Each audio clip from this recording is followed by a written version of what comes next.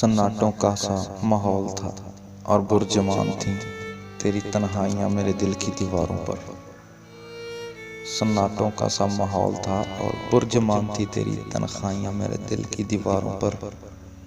याद रखूंगा मरने के बाद भी तुझे, क्योंकि मलाहों ने फेंका मुझे समंदर में तेरे इशारों पर।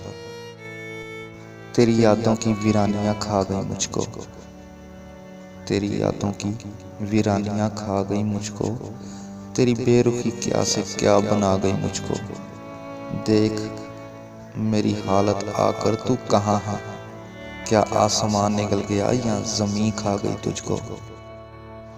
सही कहा आपने हुजूर कि हारने वाले क्या जाने जीत क्या होती है। सही कहा आपने हुजूर कि हारने वाले क्या जाने कि जीत क्या होती है।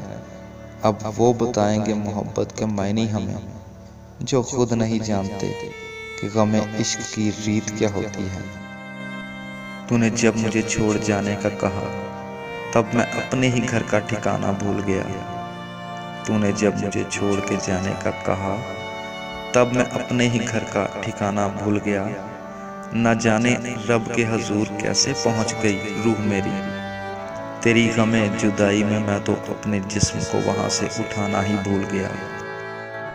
तेरी मदहोश आंखों का सुरूर भी देखा है, तेरी मदहोश आंखों का सुरूर भी देखा है, तेरी दहकती आंखों में गुरूर भी देखा है।